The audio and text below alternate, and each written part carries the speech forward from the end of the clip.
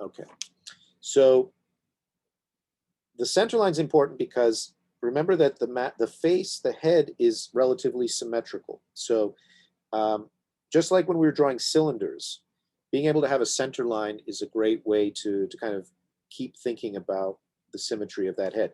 Whatever happens on one side happens on the other side. So there's this point, there's this point, you know. So everything has a partner on the other side. So as we look at the skull, one of the things you notice about this, what's another prominent feature here? So let's look at the shape we see here. Actually, it comes all the way down here. This kind of T shape. So that's the cheekbone, and then the maxillary bone and the mandible bone. So that's the big area where your teeth are, right? So those are quite prominent. So as I'm looking at this, I'm going to locate where that is. You notice how proportionally it is, you know, the top of the cheekbones are almost halfway up the height of the skull. So I'm going to temporarily locate them, and notice how the angle of them is going to match the chin. So there's the chin, and then I'm going to just kind of rough in the cheekbone shape, and that cheekbone comes all the way out to, you can see how it comes almost all the way out to this point right there. So it's a bit wider. And then we're going to have an area that comes out like that. And then in that space is also going to be that triangle of the nasal bone. So I'm just going to include that as well. Okay, so this point right here is also part of the corner. So remember how my initial line right here divided the front from the side. So now that is the corner. There's a corner here, corner there. So that has shifted over a little bit, and this kind of runs like that. So the cheekbone kind of moves in that direction, and here you can see it coming down like that. And there's the top of the nasal bone, and this thing is like a little bit of like an upside down U. So there's a U, and then it kind of comes over, and we can kind of follow that down as a simplified shape, kind of like that. Okay, and let's find our center again. There is a change of direction right there, and right above the nasal bone. Let me get change our color here for a second.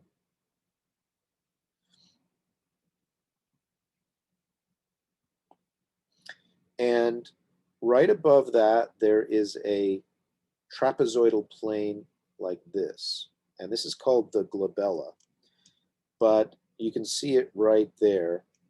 And it's sort of that space at the top of the nose between the eyes. And it actually points kind of downward towards the ground. And you notice that I'm not going to draw like two circles here, because that's back to Scooby-Doo world. Okay, we don't want to do that. What we want to do is the eye sockets are created by the bones around them. So we've already started creating the eye socket by drawing this nasal bone, and we started by drawing this cheekbone. So there's going to be this other shape that comes up and comes around and joins up with the glabella. And that is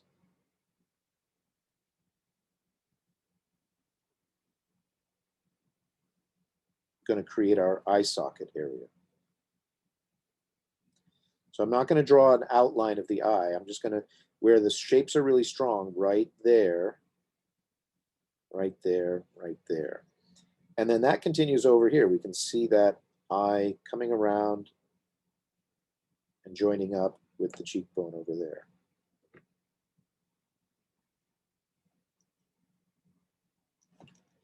Okay, so there's a little shelf here and a little shelf there. And then we get this sort of broad area of the forehead. Remember how we talked about that kind of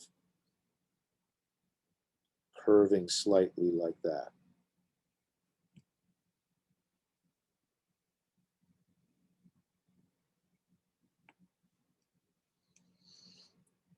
And then we notice that right there, there is a plane change. So we go from the front of the forehead to the top of the head, right about like that. Okay. So let's move down into the area below the nose. So what we're going to see with the cheekbone is we're going to have this plane kind of moving up into that space.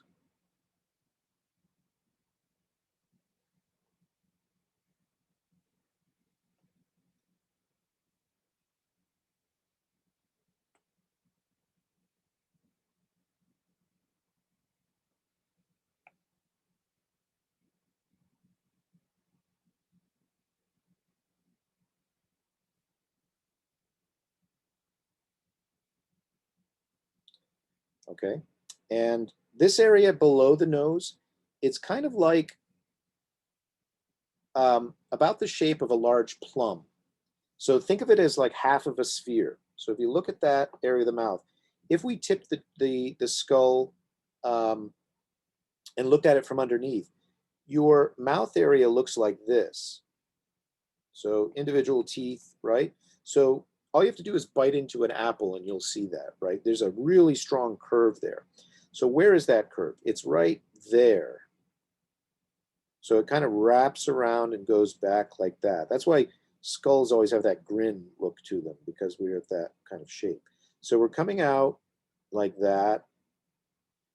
And there's the center line. Notice how the center line has shifted. So the center line comes down. It goes to the glabella, goes that way, travels along the nasal bone, comes down, splits the nose in half, hits there. Now it comes forward to become part of the mouth area. Then it hits the center of the teeth area. Then it's going to come down again. And then it's going to come out to the chin. And now I'm going to adjust the positioning of the chin slightly, create a more streamlined chin area.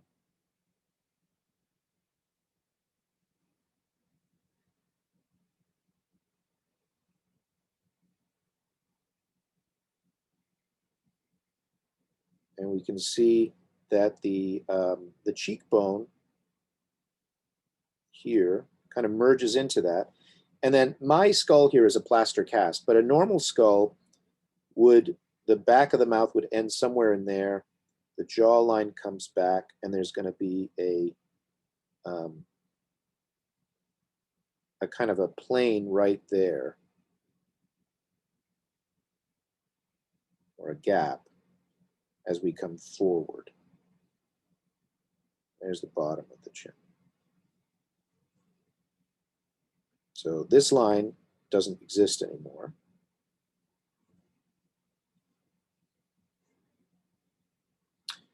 Okay, so we're almost there. It's looking pretty good. The other thing that I would like to address is if we look at the cranium. So right now I just drew remember I started with a circle, but the cranium is made up of a number of planes. You can actually see them. If we look at our photograph, we can see there's a big plane change there. There's one here, there's one there, and there's the one we already talked about. So let me go through those really quickly with you. So look at this spot right here. This is where the jawline comes up and disappears behind this is the zygomatic arch. There is a bit of your bone here called the mastoid process. It kind of comes down like that. And then what we have here is a plane called the occipital ridge. So it kind of faces down towards the ground like that. Then there's a plane change. So it then moves up, your skull moves up until it hits this spot. So what's this spot? This spot is where the curve of your parietal arch, that is the division between the top of your head and the side of your skull, that kind of curves around like that. And so where that kind of meets up with the contour, there's a plane change, just like that. So it's not aggressive, it's not strong, but it's there. Then the next plane is, let's follow our center line. Here's our center line again, okay? From the nose up, and then across the top, and then it meets up, and we're gonna have a plane there, boom, like that. So what that is the crest at the top of your head. When we look at somebody, if you look at a skull, it kind of comes up, has a peak, and comes down, you know? So here are the eyes, here's the nose, here's the mouth, right? So the top of the skull has a peak like that, and there it is, that plane being created by it. Then we have that line that comes there. So we can't get away, if you just draw a curve there, it's never going to look like form. So we have to have facets and planes there. Okay, so that's pretty close to being like how to just kind of block out the overall shapes of that skull. The next step is going to be to establish the sort of planar forms. And that's where you're going to have to refer to those drawings that I showed you. But just to kind of put this into context, if I just do stuff like this, like just imagine the movement of these forms. This moves this way, or you could say it moves around this way. This is moving like this. And remember that there's a front, and then there's going to be a side. This is the front.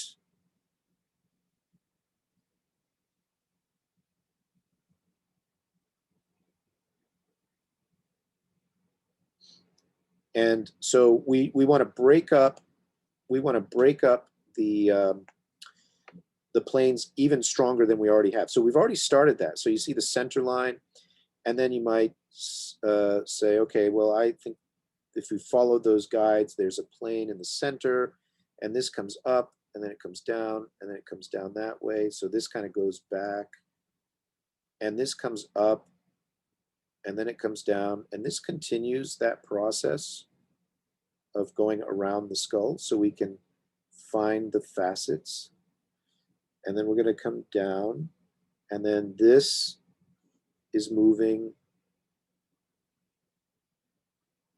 in these directions, and we could kind of keep building those forms. So again, finding the facets as we move along them.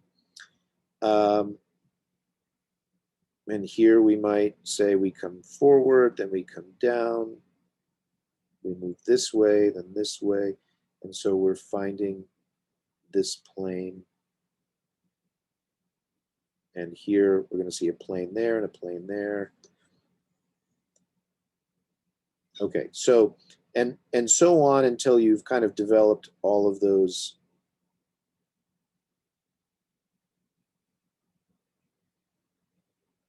facets that you see in those drawings.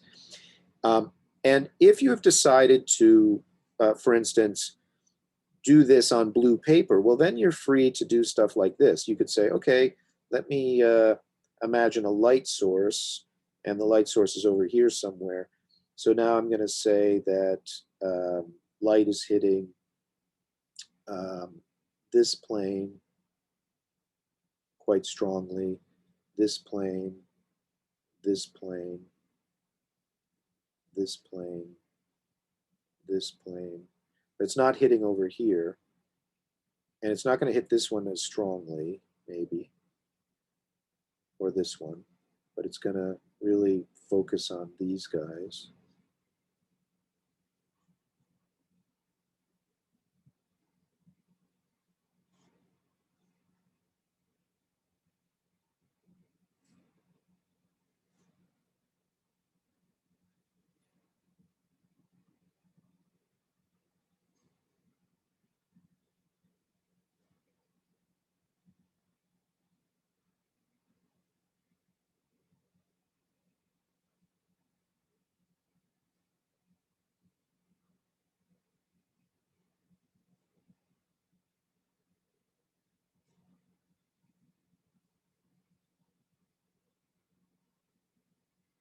But you don't have to do this. But if you happen to be using, you could do this on the blue paper. If you have a small piece of blue paper, you could do that.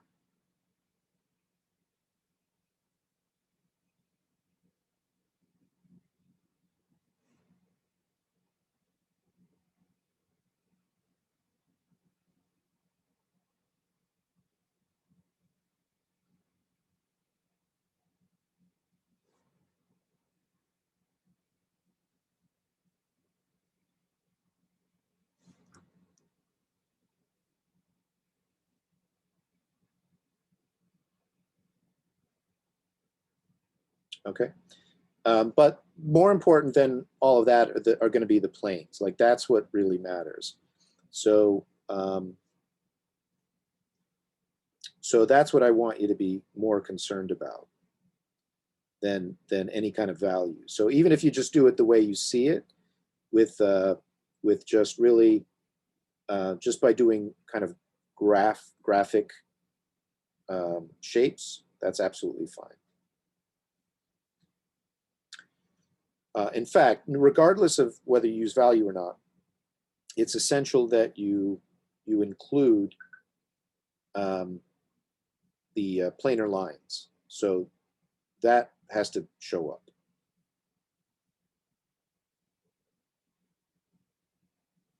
This is so much fun. I'm just having fun, so forgive me.